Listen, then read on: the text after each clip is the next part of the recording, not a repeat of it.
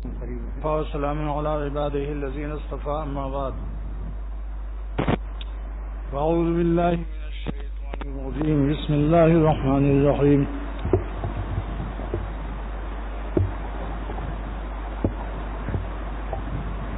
ذکر اللہ تطمئن القلوب.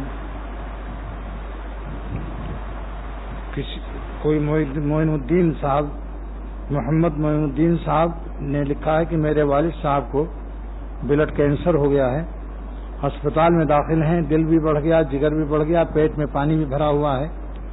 اللہ تعالیٰ آپ سب لوگ دعا کیجیے اللہ پاک ان کو صحت نصیب فرمائے اور ان کی بیماری سے ہم لوگ سبق حاصل کریں.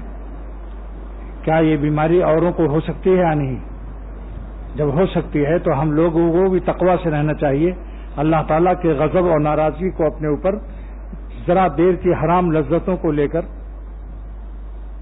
اللہ تعالیٰ کو ناراض نہیں کرنا چاہیے. آپ بتاؤ اس حالت میں جو اسپتال میں داخل ہو کوئی نرس کو یا کسی عورت کو نگاہی کر سکتا ہے؟ جب جان کے لالے پڑتے ہیں تو جتنے لالے ہیں سب بھول جاتے ہیں. یہاں دوسرے لالے کے معنی حسین اور نمکین لوگ ہیں، نمکین اور حسین چہرے. اس لیے عرض کرتا ہوں کہ خدا کے لیے اپنی جانوں پر ہم سب کو اللہ تعالیٰ رحم کرنے کی توفیق عطا فرمائے. میں رحم کی اپیل کرتا ہوں اللہ تعالیٰ سے. یہ صاحب ادھر دیکھیے میری طرف. آپ جب میں ذرا کوئی درد بھری بات کہوں تو میری طرف دیکھا کرو. اسی ٹیپ ریکارڈروں نے آپ لوگوں کو تباہ کر رکھا ہے. صحابہ کرام نے درد بھرا دل سرور عالم صلی اللہ علیہ وسلم سے حاصل کر لیا تھا. بغیر ٹیپ ریکارڈر ایک ایک صحابی لاکھوں کے لیے ہدایت کا ذریعہ بنتا تھا. میں منع نہیں کرتا ہوں لیکن ساری توجہ ادھر رکھو، اس کو سائیڈ بزنس رکھو، سائیڈ بزنس. یہ ان چیزوں میں اگر آج ٹیپ ریکارڈر سبب ولایت بنتا تو سارے دنیا کے انسان ولی اللہ ہو جاتے.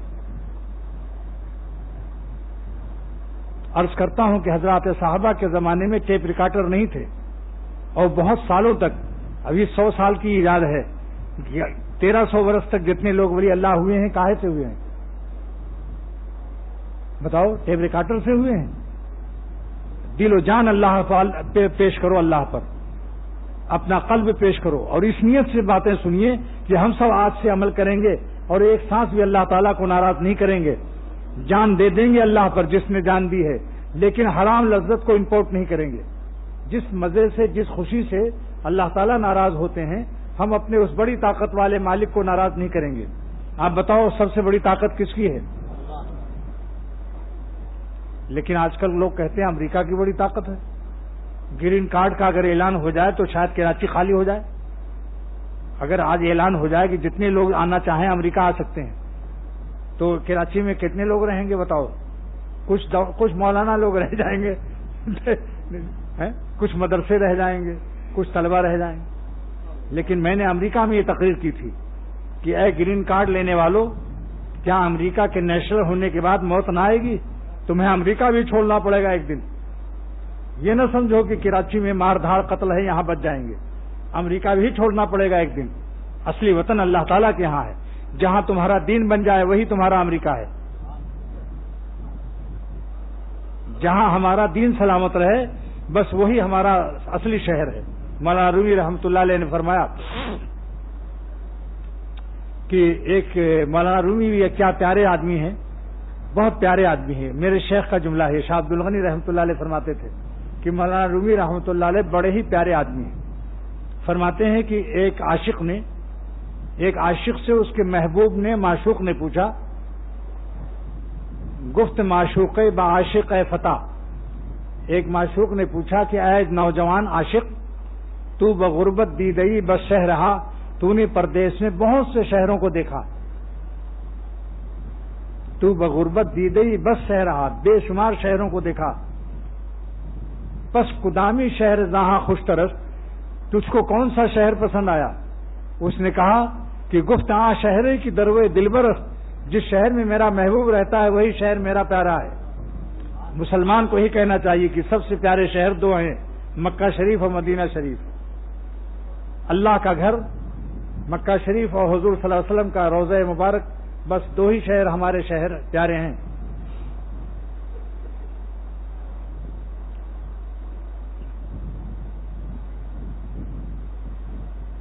تو دوستو یہ عرض کر رہا ہوں کہ چاہے کتنے ہی ہم لوگ کما لیں اور کتنے ہی پاپڑ سموسے بریانی کباب کھا لیں، کتنے ہی عمدہ عمدہ سوٹ پہن لیں، کتنی ہی فیکٹریاں اور بینک بیلنس قائم کر لیں، لیکن یہ بتاؤ 5000 گز کلفٹن پر مکان بلڈنگ ہے، لیکن اصلی پلاٹ کہاں ملتا ہے یہ ہمیں بتاؤ.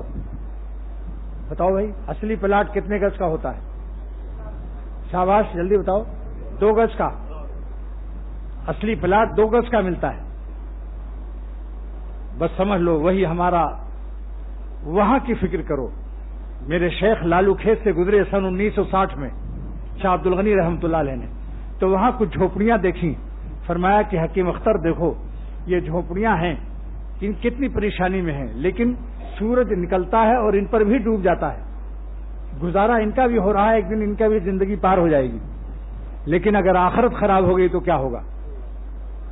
اس لیے سورج ڈوبتا ہے غریبوں پر بھی اور بادشاہوں پر بھی، تندرستوں پر بھی، بیماروں پر بھی. سورج اپنی جگہ غروب ہوگا اور طلوع ہوگا. شاعر کہتا ہے کہ وقت طلوع دیکھا، وقت غروب دیکھا، اب فکر آخرت ہے دنیا کو خوب دیکھا. وقت طلوع دیکھا، وقت غروب دیکھا، وقت طلوع دیکھا، وقت غروب دیکھا، یعنی سورج کا نکلنا دیکھا، ڈوبنا دیکھا. اب فکر آخرت ہے دنیا کو خوب دیکھا. اور میں آپ کو ایک تجربے کی بات اور اللہ تعالیٰ کے فرمان عالی شان کی بات بتاتا ہوں کہ چاہے دنیا تھوڑی ہو، لیکن اگر اللہ تعالیٰ کو ہم نے راضی کیا ہوا ہے تو دل میں اللہ تعالیٰ چین ڈال دیتا ہے. پاپڑ سموسے بریانی کھانے والوں کو مصیبت میں پایا ہے، اور دال روٹی چٹنی کھانے والوں کو میں نے عیش میں پایا ہے. آپ بتاؤ اللہ تعالیٰ خوشی دے سکتا ہے چٹائی پر یا نہیں؟ اور قالینوں پر اور پھولوں میں وہ رولانے پر قادر ہے، اور کانٹوں پر ہنسانے پر قادر ہے. کیا عمدہ شعر خواجہ صاحب نے فرمایا کہ خدا کی یاد میں بیٹھے جو سب سے بے غرض ہو کر، تو اپنا بوریا بھی پھر ہمیں تخت سلیما تھا. اللہ تعالیٰ دل پر براہ راست رابطہ رکھتے ہیں. دل بادشاہ ہے، بادشاہ لوگ بادشاہوں سے تعلق رکھتے ہیں.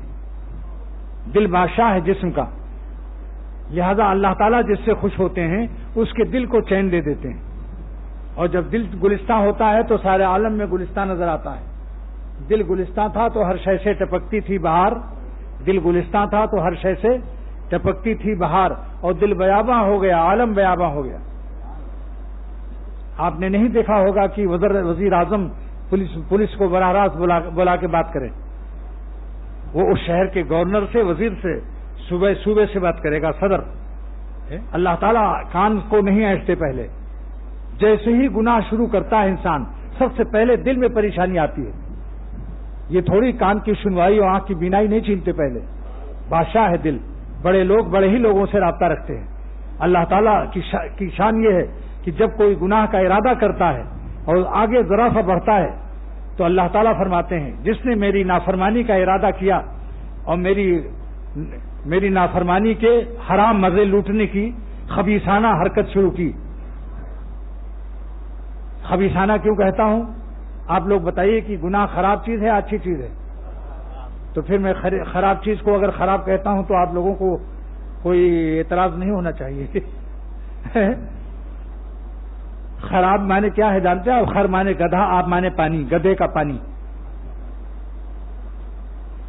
اس لیے دوستو دنیا میں سب سے بڑی چیز جو ڈرنے کی ہے، جو اللہ والوں کا ڈر ہے، وہ کیا ڈر ہے؟ کہ اللہ تعالیٰ ہم سے کہیں ناراض نہ ہو جائے. یہ ڈر اولیاء اللہ کو ملتا ہے، اور یہی ڈر علامت ہے کہ وہ اللہ کے دوست ہیں.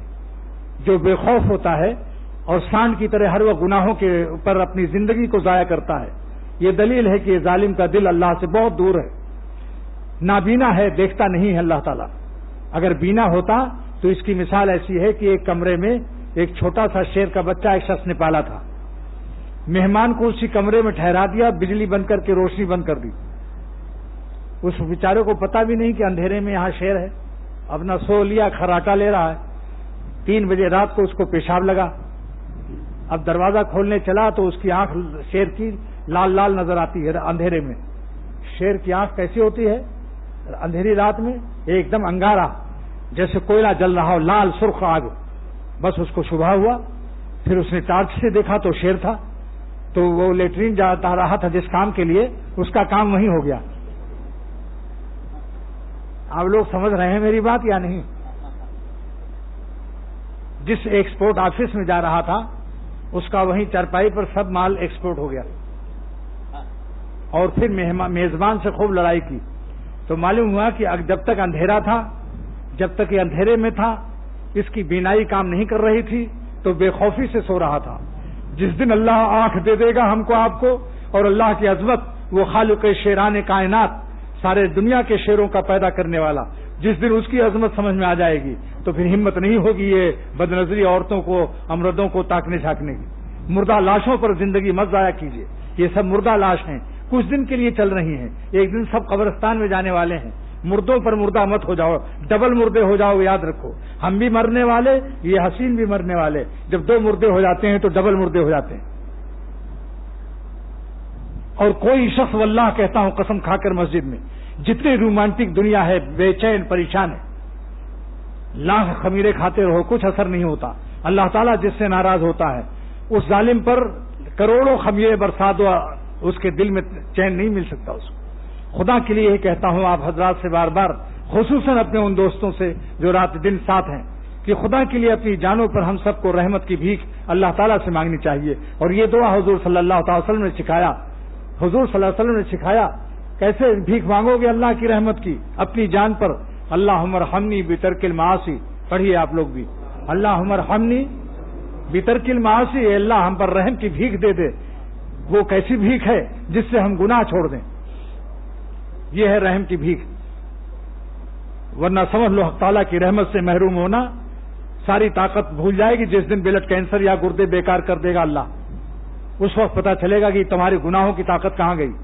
بوسے بازی بدنظری کی طاقتیں جس وقت خدا پکڑتا ہے تب پتہ چلتا ہے. پھر اس کے بعد پھر سمجھ لو ایک وقت ایسا آتا ہے کہ پھر عذاب کے بعد پھر اس کی جنت تو مل جائے گی، مگر دنیا میں اللہ تعالیٰ پھر اس کو نہیں چھوڑتا. اور دنیا میں بھی کبھی ایسی صورت پیدا ہو جاتی ہے کہ توفیق توبہ بھی نصیب نہیں ہوتی. جو لوگ توبہ کے سہارے پر گناہ کر رہے ہیں انتہائی انٹرنیشنل بین الاقوامی احمق اور گدھے ہیں. اس لیے کہ توبہ کی توفیق ہمارے ہاتھ میں ہے یا اللہ کے ہاتھ میں ہے. اگر مسلسل گناہوں کی وجہ سے خدا توفیق توبہ نہ دے تو کیا کرو گے پھر؟ دلیل پیش کرتا ہوں قرآن پاک کی. اللہ تعالیٰ فرماتے ہیں کہ فتاب اللہ علیہم لیتوبوا، اللہ تعالیٰ نے صحابہ پر رحم فرمایا، توجہ فرمائی، مہربانی کی تاکہ وہ توبہ کر لیں. اس آیت کی تفسیر علامہ آلوسی اور سید محمود بغدادی لکھتے ہیں رحمۃ اللہ علیہ، اے وفقہم للتوبہ، یعنی اللہ نے آسمان سے ان کو توفیق توبہ عطا فرمائی، لیتوبوا تاکہ وہ توبہ کر لیں. معلوم ہوا زمین والے توبہ اسی وقت کر سکتے ہیں جب آسمان والا ان کو توفیق توبہ دے دے. تو توبہ کے سہارے گناہ کرنے والے انتہائی احمق ہیں. زیادہ دن کا قصہ نہیں ہے، اسی قریب کی حکایت ہے. میں ناظم آباد میں جب رہتا تھا، سن 80 میں یہاں آیا ہوں. ناظم آباد میں ایک خانسامہ رات دن بدکاری اور گناہوں میں مبتلا تھا. ہر وقت اس کا کام یہی عورتوں کو دیکھنا، لڑکیوں کو چھیڑنا. جب مرنے لگا تو اس کا ایک دوست تھا خانسامہ، وہ میرے ساتھ محبت رکھتا تھا، نمازی بھی تھا، داڑھی بھی رکھ لی تھی اس نے. تو اس نے کہا کہ بھائی تم میرے دوست ہو اور اب تم مر رہے ہو، ڈاکٹروں نے ہمیں بتا دیا ہے کہ تم اب بچو گے نہیں، لہذا تم توبہ کر لو، کیونکہ تمہاری زندگی بہت ہی خراب گزری اور تم اللہ والوں کو بھی برا کہتے تھے.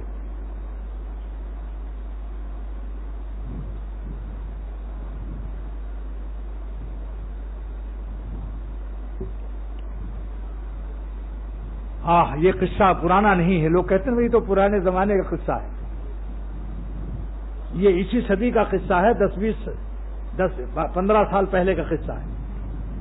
پرانا زمانہ ہے 15 سال پہلے. تو کتنے ایسے لوگ ہیں جو موجود زندہ ہیں.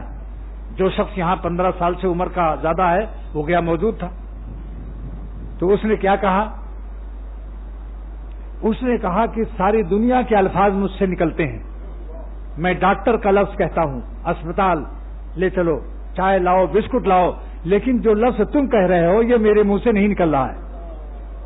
دوستو، کاش کہ آپ کے دل میں اور ہمارے دل میں کچھ تو ہی تو خوف اللہ کا پیدا ہوتا. یہ حرام لذتوں سے کب تک زندگی حاصل کرو گے؟ یہ زندگی دوزخی زندگی ہے، یہ جنتی زندگی نہیں ہے. جو لوگ اللہ کے غضب اور قہر کے اعمال سے حرام لذت کو درآمد کرتے ہیں، یہ دوزخ والوں کی زندگی. حضرت تھانوی رحمۃ اللہ علیہ فرماتے ہیں، اللہ کو چھوڑ کر جو غیر اللہ سے دل لگاتا ہے، رومانٹک دنیا میں قدم رکھتا ہے، یہ عشق مجازی عذاب الہی ہے، عذاب الہی ہے، چین نہیں ہے ان کو. تو میں یہ عرض کرتا ہوں کہ اللہ تعالیٰ سے یہ 2 دعا آپ لوگ مانگیے دل اور جان سے. نمبر 1 کیا ہے؟ اللہم ارحمنی بترک المعاصی، اے خدا ہم پر رحم فرما دے. یہ کون سی دعا ہے آپ جانتے ہیں؟ یہ سرور عالم صلی اللہ علیہ وسلم کی دعا ہے کہ اے اللہ ہم کو رحم فرما دے تاکہ ہم گناہ چھوڑ دیں. آپ بتاؤ، نبی تو معصوم ہوتا ہے نا؟ یہ ہم کو آپ کو سکھایا ہے. سبحان اللہ.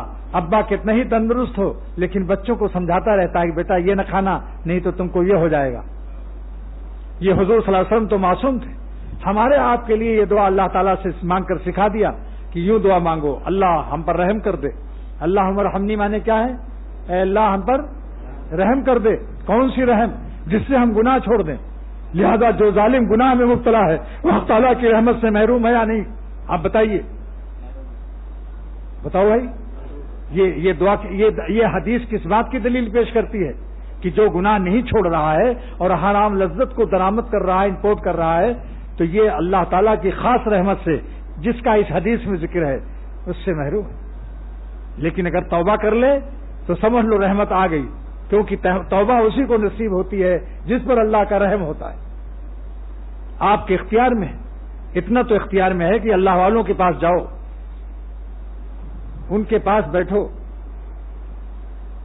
انشاءاللہ توفیق توبہ ہو جائے گی. یہ اللہ والوں کی صحبت کا اثر ہے. ایک بزرگ نے لکھا، نارتھ ناظم آباد میں رہتے تھے، وہ حضرت تھانوی رحمۃ اللہ علیہ سے مرید تھے، حافظ عبدالولی صاحب بہراچی رحمۃ اللہ علیہ. لکھا کہ حضرت مجھے خوف ہے کہ قیامت کے دن میرا کیا حال ہوگا. حضرت نے لکھا انشاءاللہ بہت اچھا حال ہوگا. اگر کاملین میں نہ اٹھائے گئے تو تائبین میں اٹھائے جاؤ گے، یعنی توبہ کرنے والوں میں. تو معلوم ہوا توبہ بھی انسان کو اولیاء اللہ کے ساتھ کھڑا کر دے گی قیامت کے دن. ان المستغفرین نزلوا بمنزلۃ المتقین. استغفار کرنے والے، معافی مانگنے والے قیامت کے دن وہ بھی نجات والوں میں شامل ہو جائیں گے. اس لیے ظالم، مفتی اعظم پاکستان کا شعر سن لیجئے، ظالم ابھی ہے فرصت توبہ نہ دیر کر، ظالم ابھی ہے فرصت توبہ نہ دیر کر، وہ بھی گرا نہیں جو گرا پھر سنبھل گیا. اور سلوک یہی اسی طرح طے ہوتا ہے. ہم نے طے کی اس طرح سے منزلیں، گر پڑے گر کر اٹھے، اٹھ کر چلے. یعنی توفیق اللہ سے توبہ کرو اور کوشش کرو کہ توبہ نہ ٹوٹے. اپنی طرف سے کوشش یہی کرو. جب ٹوٹ جائے تو پھر رونا شروع کر دو. اتنا رو کہ مالک کو بھی رحم آ جائے. اب کہیں پہنچے نہ مجھ سے ان کو غم، اے میرے اشک ندامت اب تو تھم. ایسا رو کہ اللہ تعالیٰ کی رحمت کو بھی جوش آ جائے کہ کہیں میرا بندہ روتے روتے مر نہ جائے. لہذا وہ خود تسلی ڈال دیں گے انشاءاللہ. آپ بتاؤ، اگر آپ کا بچہ اتنا زور سے رونے لگے، ابا کو معافی مانگ کر کے اتنا زور سے روئے کہ ابا کو خطرہ ہو جائے کہ مر جائے گا، تو ابا کلیجے لگا کر پیٹھ پر ہاتھ مارے گا کہ نہیں کہ چپ چپ زیادہ نہ رو، بس معاف کر دیا. اللہ تعالیٰ کی شان. ایک شخص نے مجھ سے پوچھا کیسے معلوم ہو کہ اللہ تعالیٰ نے میری توبہ قبول کر لی، اور رونا کتنا چاہیے، رونے کی کیا مقدار ہے؟ میں نے یہی جواب دیا، اتنا رو کہ اللہ تعالیٰ کی رحمت کو بھی رحم آ جائے اور دل میں تسلی آ جائے گی انشاءاللہ. جس سے اللہ خوش ہو جاتا ہے اور جس کے گناہ کو اللہ معاف کر دیتا ہے، اس کے دل میں فوراً چین اور سکون اتر جاتا ہے.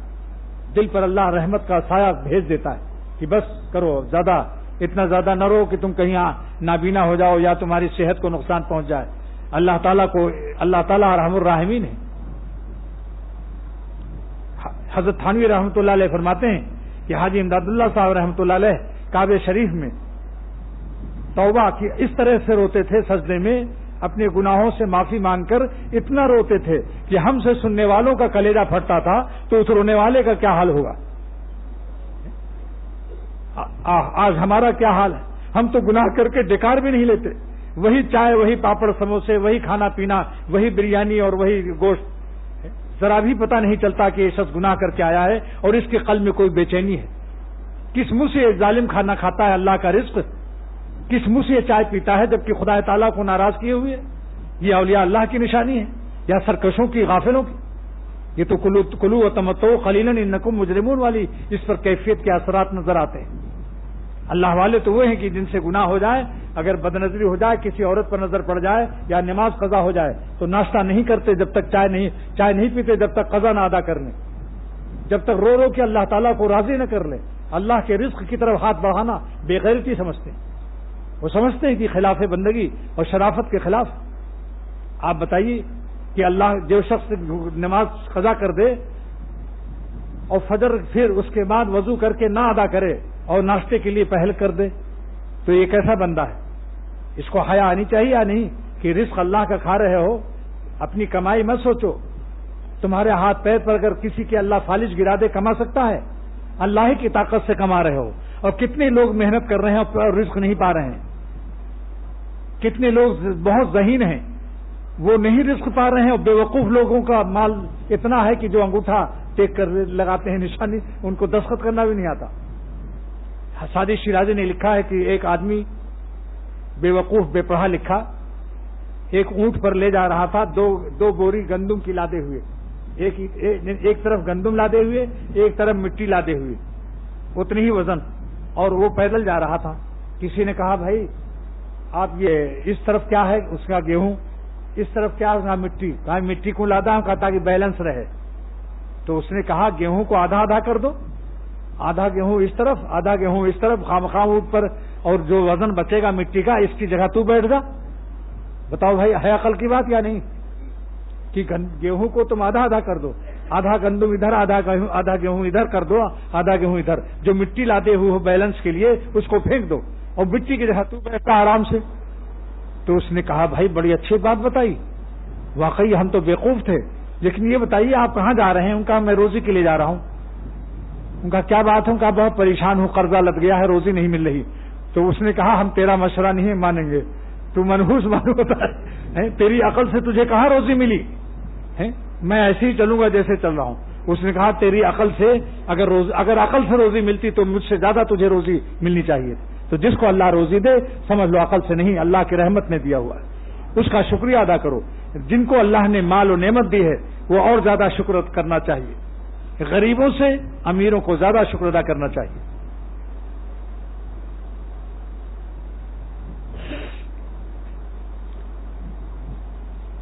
لہذا میں نے جو آیت تلاوت کی ہے کہ اللہ تعالیٰ ہی کی یاد سے دل کو چین ملتا ہے، اور یاد کی دو قسمیں ہیں، جس بات سے اللہ خوش ہو اس عمل کو کر لو، جس عمل سے اللہ ناراض ہو اس کو چھوڑ دو۔ جان چلی جائے، ایک دن تو مرنا ہی ہے، مرنے سے پہلے ہی موت آ جائے تو اللہ کے راستے میں اس موت کو قبول کر لو۔ ایک دن تو مرنا ہی ہے، مگر اللہ کو ناراض کر کے مرنے میں فائدہ ہے یا اللہ تعالیٰ کو خوش کر کے مرنے میں فائدہ ہے؟ بس اب جو میرا یہ دعویٰ ہے اور قرآن پاک کا اعلان ہے کہ چین اللہ کی یاد میں ہے۔ جو لوگ اللہ تعالیٰ کو خوش رکھتے ہیں ان کے حکم کو مان کر، اور جو اپنے کو بدنظری سے بچاتے ہیں، یہ سمجھ لیجئے تبلیغ والوں کو بھی فرض ہے کہ کسی لڑکی کو دعوت براہ راست نہ دیں، عورتوں سے دلوائیں۔ تبلیغ میں بھی جائز نہیں کہ اللہ تعالیٰ کو ہم ناراض کر کے تبلیغ کریں، خاص کر جرمنی جاپان میں جب جانا نکلنا ہو، تشکیل ہو، تو جہاں لڑکیاں سامنے ہوتی ہیں، میں نے لندن، امریکہ اور کینیڈا دیکھ کر آ رہا ہوں کہ وہاں سخت حفاظت کی ضرورت ہے۔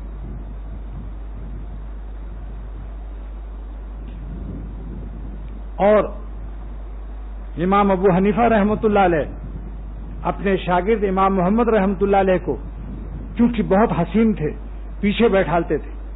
امام ابو حنیفہ سے بڑھ کر ہمارا آپ کا تقویٰ اور پرہیزگاری نہیں ہو سکتی۔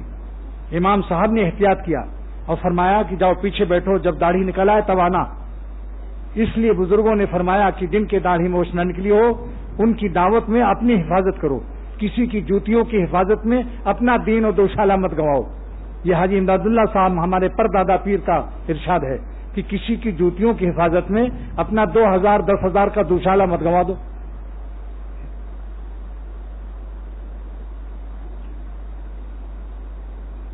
ہمارے تھانہ بھون میں حضرت تھانوی رحمۃ اللہ علیہ جتنے لڑکے پڑھتے تھے سب کا سر منڈا دیتے تھے۔ سر منڈانے سے ذرا پرچہ آسان ہو جاتا ہے۔ جن کی زلفوں پہ میر مرتے تھے، جن کی زلفوں پہ میر مرتے تھے، سر منڈا کر کیا سلام اس نے۔ دیکھا آپ نے کیسا شعر ہے یہ، دیکھ لو فقیر کی شاعری ہے۔ تاکہ اس سے کیا ہوتا ہے، اس سے چہرے میں کشش کم ہو جاتی ہے۔ بھائی ہمارے سارے اولیاء اللہ نے احتیاط کیا۔ خود حدیث میں حضور صلی اللہ علیہ وسلم فرماتے ہیں کہ دیکھو جن لڑکوں کی داڑھی موچھ نہیں آئی، لا تنظروا الی المردان فإن فیہم لمحتم من حور، ان سے احتیاط کرو۔ اگر بات بھی کرنی ہے، تبلیغی دعوت بھی کرنی ہے تو نیچی سر نیچا کر کے نظر کی حفاظت کرو ان سے بھی۔ اب آپ دیکھیے کہ اس اتنے بڑے مجمع میں تجربہ کر لو، جو شخص اپنے کو گناہوں سے بچا کر رہے، تو میں کہتا ہوں کہ پیٹ میں چٹنی روٹی اور کپڑے بھی چاہے اس کے پھٹے ہوں، لیکن اگر وہ گناہوں سے بچتا ہے، اللہ کی عبادت میں مشغول ہے، ان کا حکم مانتا ہے، انشاءاللہ آپ اس کو چین سے پائیں گے۔ اور ان بڑے لوگوں کو جو کروڑوں ڈالروں میں کھیل رہے ہیں اور کروڑوں روپیوں میں، ان کے قریب جا کر دیکھو تو ان کی نیندیں حرام ہیں، گولیاں کھاتے نظر آئیں گے، گولیاں۔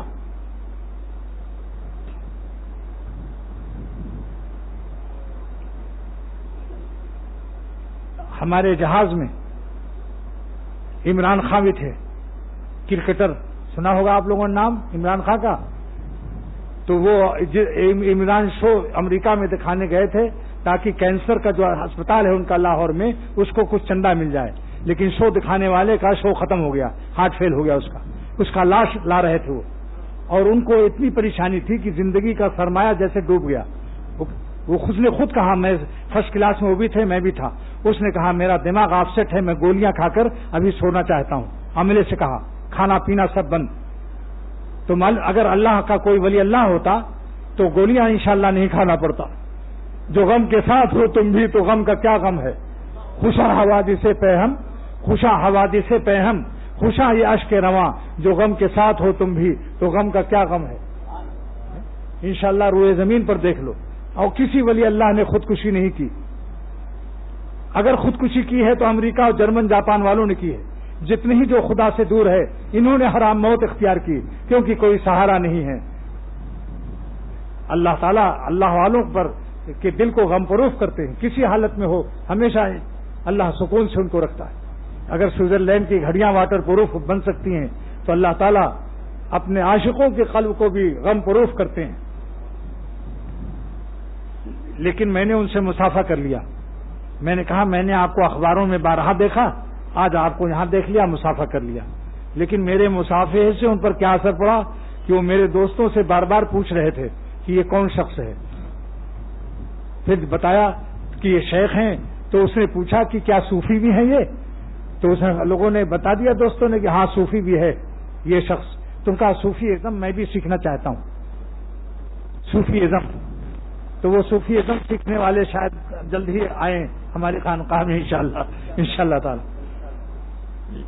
میں نے مسافہ اس لیے کیا تاکہ ان کو نہ یہ احساس ہو کہ مولوی لوگ گنہگاروں کو حقیر سمجھتے ہیں۔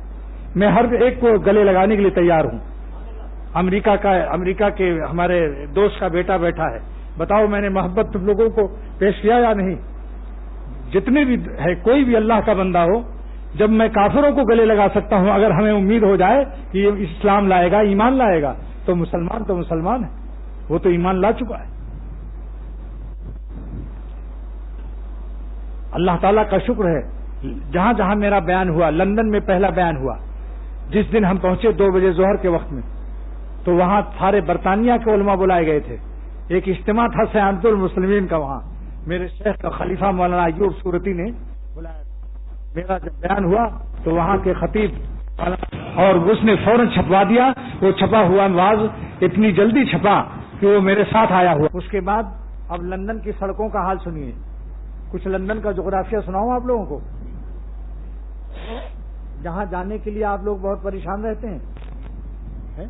اگر لندن ایمبیسی یا امریکہ یا کینیڈا اعلان کر دے کہ جو پاکستانی جانا چاہتا ہو جائے تو میرے خیال میں مارا پیٹی شروع ہو جائے گی. اتنی بڑی لائن لگے گی. پولیس کے ڈنڈے بھی کھا لیں گے.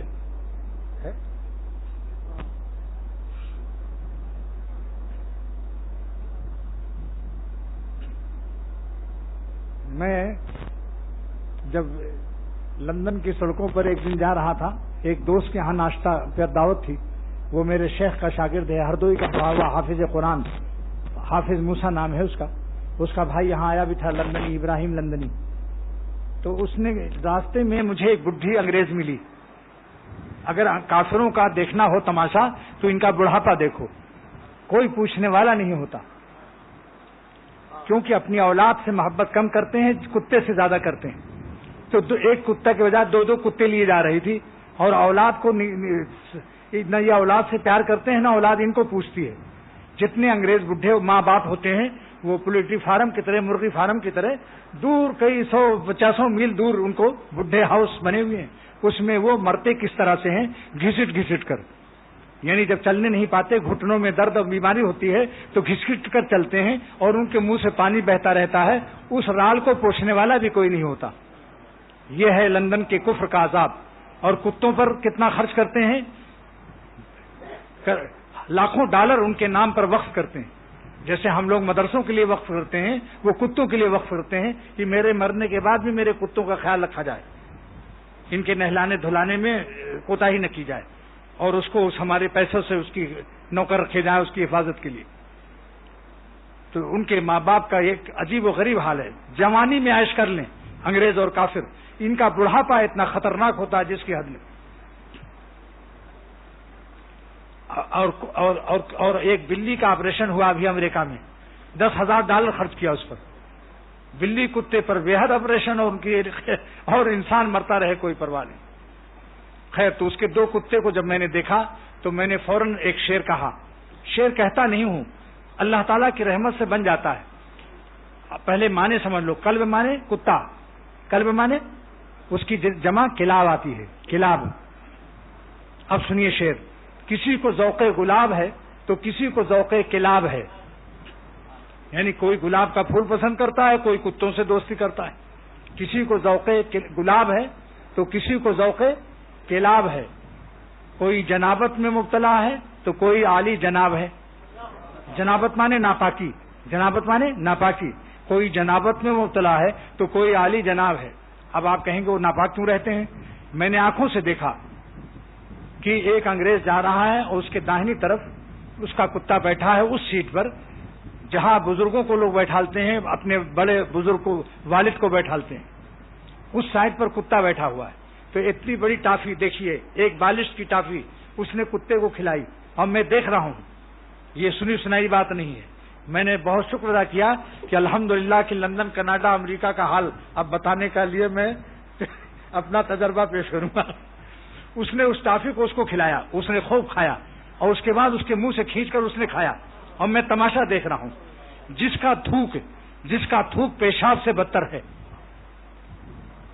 کتے کا تھوک کہیں لگ جائے ناپاک ہوتا ہے, لیکن وہ کتے سے چٹوانے میں فخر سمجھتے ہیں. اگر کتا ان کو چاٹ لے تو سمجھ لو کسی ولی اللہ نے اپنا تھوک لگا دیا. یہ حالت ہے. اب آپ سمجھو کہ ان کا کیا حال ہے. ہر وقت گود میں لیے بیٹھے ہوئے ہیں. یہ ان کو چاٹتے ہیں, وہ ان کو چاٹتے ہیں. دونوں طرف سے چٹول ہو رہی ہے. اس مصدر کا نام چٹول ہے.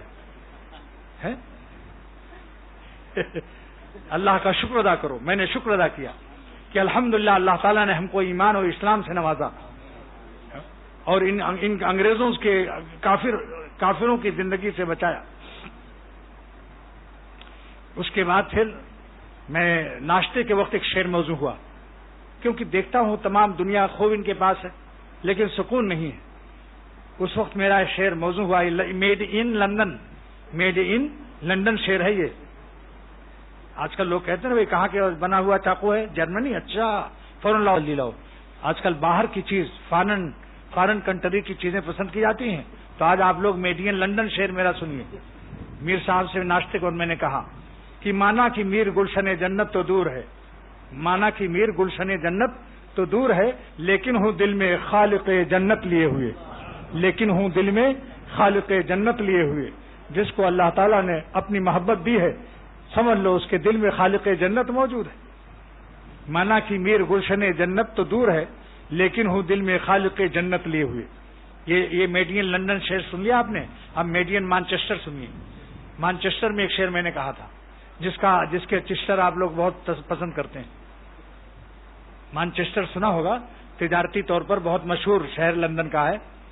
تو وہاں میرا جو بیان ہوا تو وہاں کے خطیب اور عالم نے کہا اور دوستوں نے کہ آج بہت درد بھرا دل آپ نے پیش کر دیا. میں نے کہا درد دل میرے اختیار میں بھی نہیں ہے. جب اللہ تعالیٰ چاہتے ہیں تو مضمون میں درد دل عطا فرما دیتے ہیں. میرے اختیار میں نہیں ہے، یاد رکھو اس کو. بندے کے اختیار میں نہیں ہے، یہ اللہ تعالیٰ کی عطا ہے. لہذا میں نے وہاں جو شعر کہا جس میں یہ اس نعمت کا میں نے شکریہ ادا کیا. اس طرح درد دل بھی تھا میرے بیاں کے ساتھ، اس طرح درد دل بھی تھا میرے بیاں کے ساتھ، جیسے میری زباں بھی تھی، جیسے کہ میرا دل بھی تھا میری زباں کے ساتھ. اس طرح درد دل بھی تھا میرے بیاں کے ساتھ، اس طرح درد دل بھی تھا میرے بیاں کے ساتھ، جیسے کہ میرا دل بھی تھا، جیسے کہ میرا دل بھی تھا میری زباں کے ساتھ. آپ کو 3 شعر میں نے فارن کنٹری کے سنائے. ابھی بہت مال ہے، آہستہ آہستہ سنایا جائے گا انشاءاللہ. ابھی وہاں کا یہ اسی کی پوری نظم سنا دیتا ہوں تاکہ پھر آئندہ دیکھا جائے گا انشاءاللہ. میرا یہ مضمون آج میں ختم کر رہا ہوں اور یہ شعر جو میں نے آپ کو سنایا اس طرح درد دل بھی تھا میرے بیاں کے ساتھ، اس کو میں نے پوری نظم کر دی. اور میں عرض کرتا ہوں کہ اللہ تعالیٰ کی محبت کے اشعار سننا سنت نبوت ہے. حضور صلی اللہ تعالی وسلم نے اپنی نعت شریف اور اللہ تعالیٰ کی عظمت پر 24 صحابہ شاعر تھے. اس لیے عرض کرتا ہوں کہ بعض خشک لوگ اس کو سمجھتے ہیں شاعری کیا چیز ہے. بتا دیا کہ حضرت فاطمہ بی بی بھی شاعر تھیں. حضور صلی اللہ علیہ وسلم کے وفات پر ان کا شعر بھی ہے. حضرت عائشہ صدیقہ بھی شاعر تھی. 24 صحابہ بھی شاعر تھے. اور حضور صلی اللہ علیہ وسلم نے مسجد نبوی میں اللہ تعالیٰ کی محبت اور اپنی محبت رسالت پر نعت شریف سنا ہے. اور حضور صلی اللہ علیہ وسلم نے ایک مجلس میں 100 اشعار سنے ہیں. علامہ قرطبی تفسیر قرطبی میں فرماتے ہیں، ایک صحابی روایت کرتے ہیں کہ میں نے حضور صلی اللہ علیہ وسلم کو 100 شعر سنایا اور آپ برابر شوق ظاہر فرماتے رہے. حتی انشدت مئتا بیتن، یہاں تک کہ میں نے 100 شعر سنائے. بتا دیا کہ بعض خشک لوگ اس کو نادانی سے، کم علمی سے سمجھتے ہیں کہ شاید یہ کوئی دینی چیز نہیں ہے. عین دینی چیز ہے. سنت نبوت اور سنت صحابہ بھی ہے اور سنت اولیاء بھی ہے. معرومی رحمۃ اللہ علیہ 28,500 اشعار انہوں نے کہے تھے. سناؤ بھائی، بس ایک ہی سنا دو خالی. اس طرح درد دل بھی تھا میرے بیاں کے ساتھ. کسی کو سنا دیتا ہوں. جمعے کے بعد تو سناتا ہوں لیکن بہت سے لوگ چلے جاتے ہیں تو میں نے اس لیے کہا کہ یہ فارن کنٹری کی چیز ہے، اس لیے سب کو سنا دوں. 5 منٹ میں انشاءاللہ ہو جائے گا. یہ 35 منٹ تک تو آپ لوگ بیٹھتے ہی ہیں. ایک شعر کو ایک ہی دفعہ پڑھنا. اس طرح درد دل بھی تھا میرے بیاں کے ساتھ، اس طرح درد دل بھی تھا میرے بیاں کے ساتھ، جیسے کہ میرا دل بھی تھا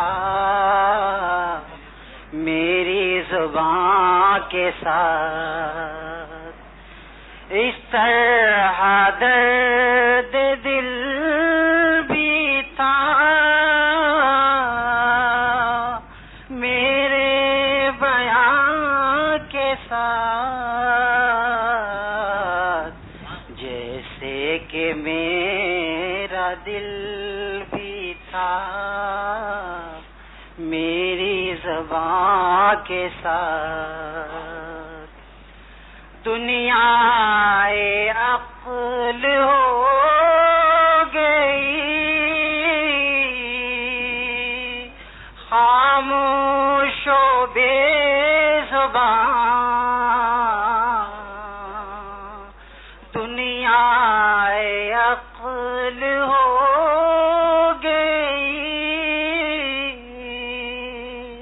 خاموش و بے زبان، جب عشق بولنے لگا اشک رواں کے ساتھ، جب عشق بولنے لگا اشک رواں کے ساتھ، سجدے میں سر کے قرب کا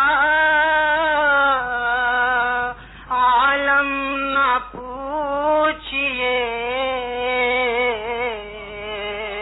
سجدے میں سر کے قرب کا عالم نہ پوچھئے،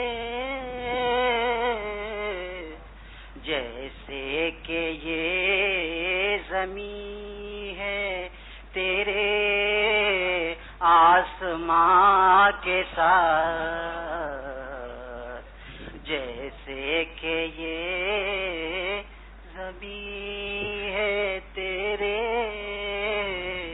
آسماں کے ساتھ، مومن کے دل پہ معصیت بارے گراں ہے یوں، مومن کے دل پہ معصیت بارے گراں ہے یوں، جیسے کہ ہر گناہ ہو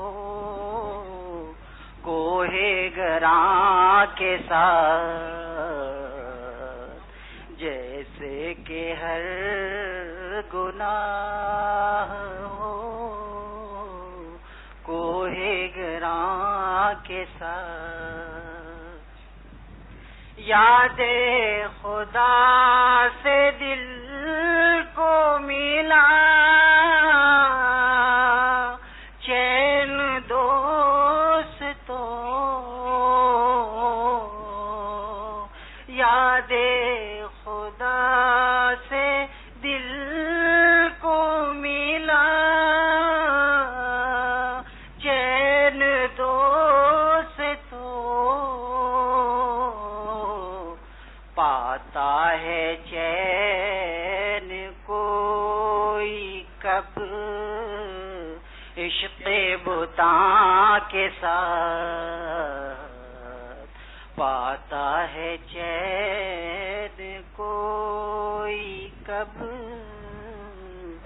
عشق بتاں کے ساتھ، جس پر خدا ہو مہربان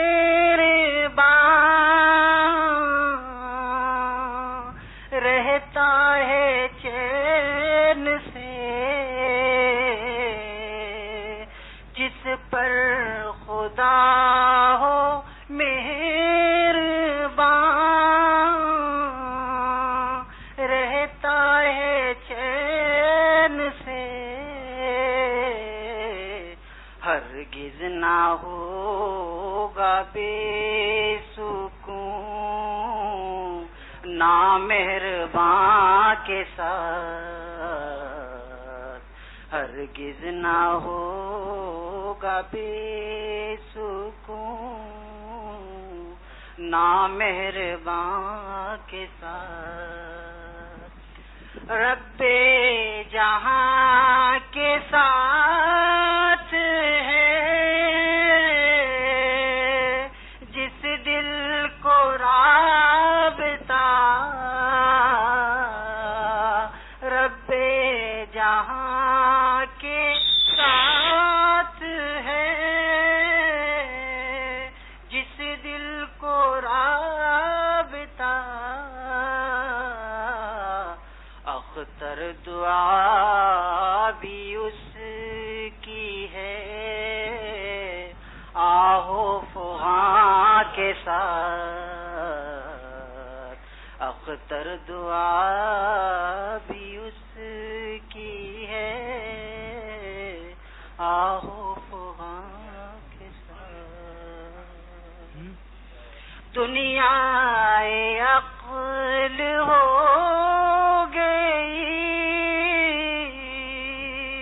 خاموش و بے زبان جب عشق بولنے لگا اشک رواں کے ساتھ سجدے میں سر کے قرب کا عالم نہ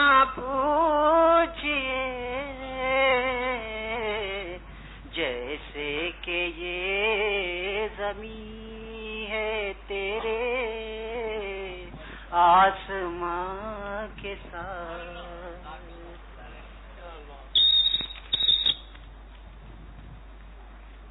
اچھا بھائی، کفیل احمد کے لیے دعا کیجیے، اللہ ان کو صحت عطا فرمائے. اور ایک صاحب نے لکھا ہے میری بیٹی کے رشتے کے لیے، بس اللہ تعالیٰ جو کچھ بھی اس میں لکھا ہے. اور ایک صاحب نے اور دیا تھا محمد یعقوب، تمہارے کیا ہے کیا نام ان کا؟ سید یونس ہیں. سید یونس کہاں ہیں؟ سید یونس بتاؤ کون صاحب تھے وہ کس کے خسر ہیں بھائی؟ اچھا، محمد یعقوب صاحب کے لیے بھی اللہ تعالیٰ ان کو بھی صحت عطا فرمائے. اور یہ کاشف خلیل ہیں، اللہ تعالیٰ ان کو بھی کامیاب فرمائے. یہ جتنے پرچے ہیں، جو کچھ بھی اس میں لکھا ہے، اللہ تو سب کو جانتا ہے. ہر ایک کا نام لے لے کے تو بہت دیر لگ جائے گی.